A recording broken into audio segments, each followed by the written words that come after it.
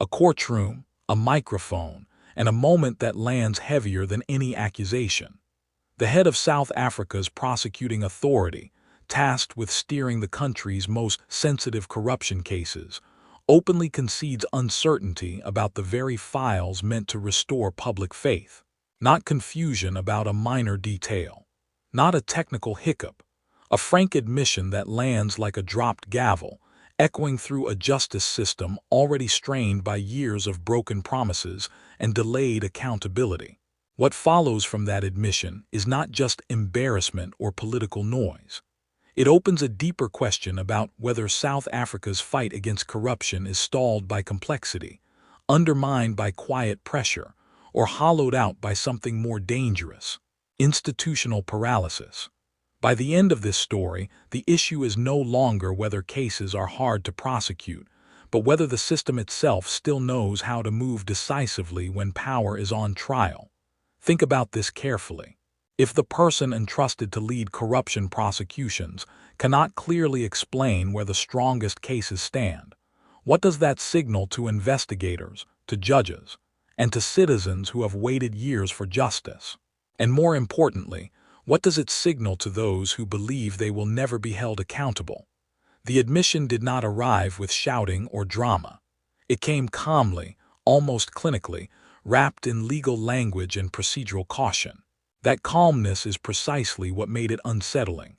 In spaces where confidence is expected, uncertainty becomes a message of its own. Silence, after all, can speak louder than denial. For years, Shamila Batohi was presented as a reset button, a clean break from the era when prosecutions appeared selective, compromised, or deliberately stalled.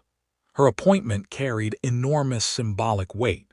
It told the country that competence and integrity had returned to the National Prosecuting Authority.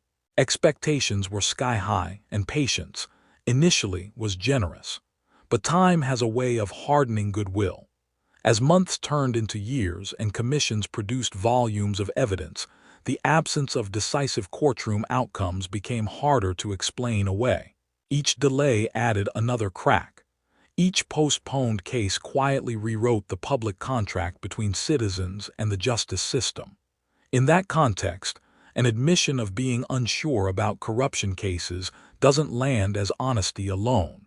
It lands as confirmation of what many had begun to suspect: that something, somewhere, is not working as promised. Uncertainty at the top rarely stays there. It filters down through institutions like a slow leak, soaking morale, decision-making, and urgency. Prosecutors become cautious. Investigators hesitate. Files grow thicker but not sharper. Everyone waits for someone else to move first. The system becomes busy without being effective. This is how paralysis masquerades as process. Meetings replace momentum, reviews replace rulings, and complexity becomes the perfect shield because no one can argue against it without sounding naive. Corruption cases are complex, yes, but complexity alone cannot explain years without major convictions. Early on, the narrative was simple and reassuring. State capture had hollowed out institutions. Rebuilding would take time. Strong cases require meticulous preparation. Courts demand airtight evidence. All of that is true. But truth, stretched too long, begins to lose its persuasive power. The gap between promise and performance has now become impossible to ignore. When expectations were set, they were set publicly. The country was told that accountability would come, that no one would be untouchable, that evidence would finally meet consequences. Each unfulfilled promise quietly lowered the bar of what people believed was possible. At some point, explanations stop feeling like context and start feeling like cover. That point is where public trust begins to erode in a more dangerous way, not with anger, but with resignation. And resignation is fatal to democratic accountability. Supporters of the NPA leadership argue that corruption cases inherited from the state capture era are uniquely difficult. Paper trails were deliberately obscured. Witnesses were intimidated or compromised. Money flowed through sophisticated networks designed to evade detection.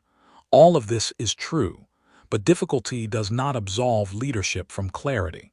Clarity is not about revealing every legal strategy. It is about demonstrating command. When a leader cannot articulate where the strongest cases stand, which obstacles are real and which are being overcome, confidence drains away. And without confidence, authority weakens. There is also a subtle but important difference between caution and hesitation. Caution sharpens cases. Hesitation dulls them. The longer files sit unresolved, the more memories fade, the more witnesses disappear, the more narratives harden against prosecution. Time in corruption cases rarely favors justice. The shadow of state capture still looms large, not because it is unresolved history, but because its consequences are unfinished business.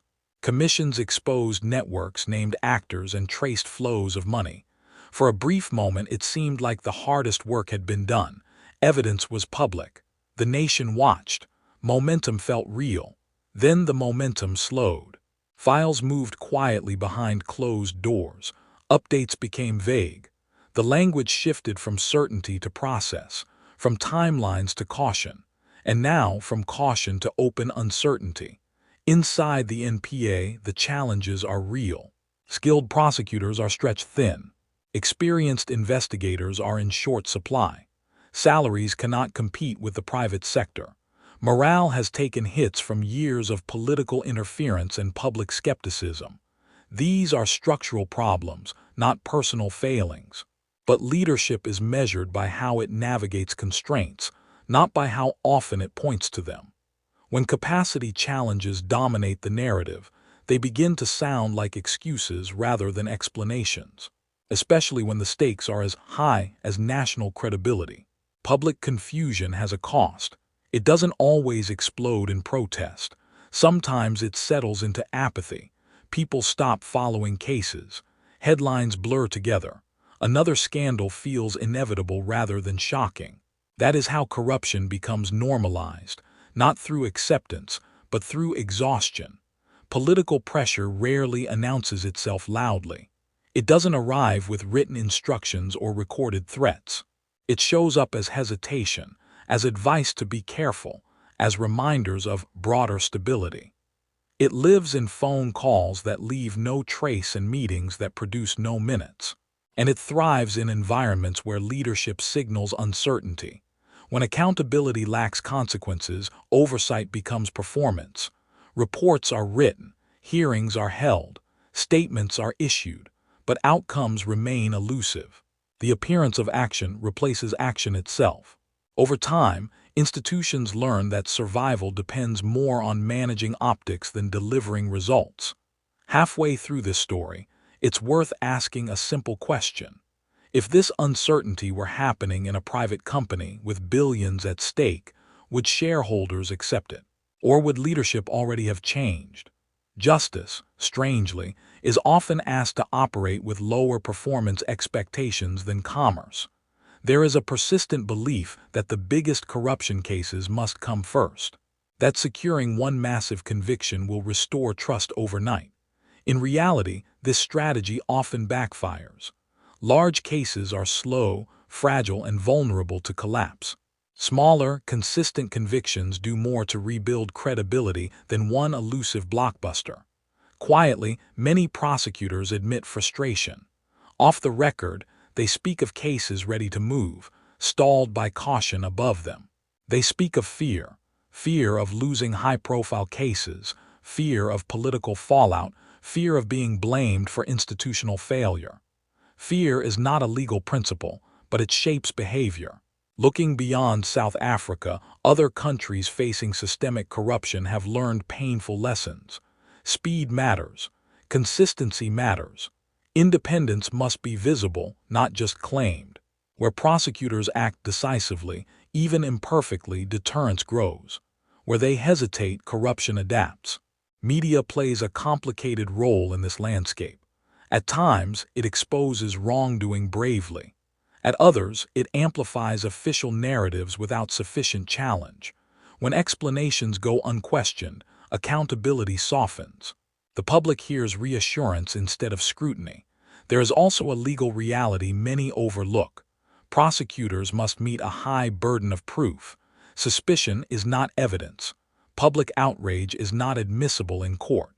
These constraints are real and necessary, but they do not require leaders to appear uncertain about their own case pipelines. At this stage, interpretations begin to diverge sharply.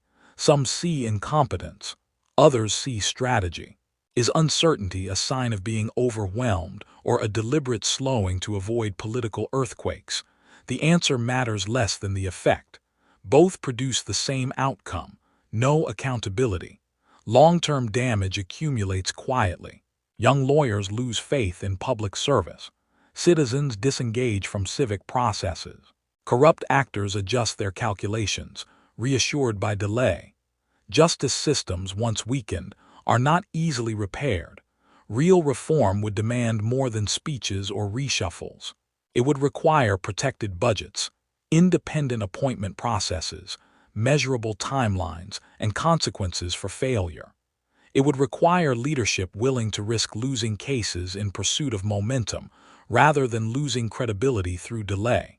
And so the question now hanging over the NPA is not whether corruption cases are difficult. Everyone knows they are.